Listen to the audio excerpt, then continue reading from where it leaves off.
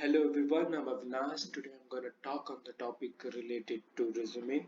Things you can add in your resume if you don't have any experience. This video is especially for college students or a fresher. So if you are new to this channel, then please do subscribe for more regular updates. You might having thought that why your resume is not getting shortlisted, or what should I add in my resume? So here are a few points that I'm going to talk about. So starting with the first one, you can highlight your education. Emphasizing your education is a great way to showcase your strength, interest and background. Some items that you can consider including in your education section are related coursework.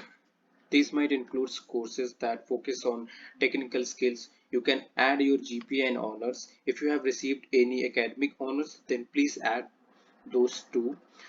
Add your projects that you have completed during your college, especially if it's related to the job you are applying for. Briefly describe them.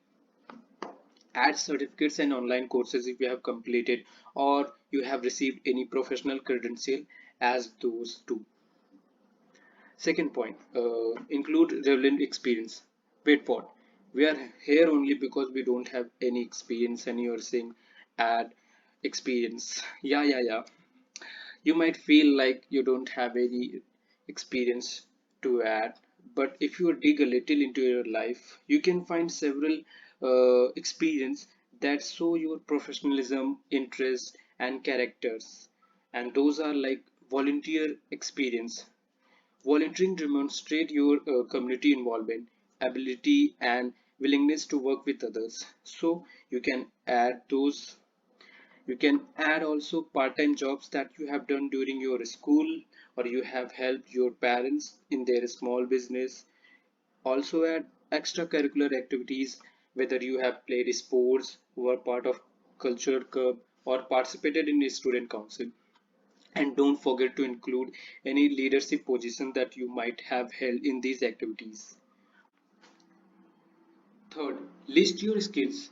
You have still a chance. If you don't have any formal work experience, you probably have skills that will be useful for the job you are applying for.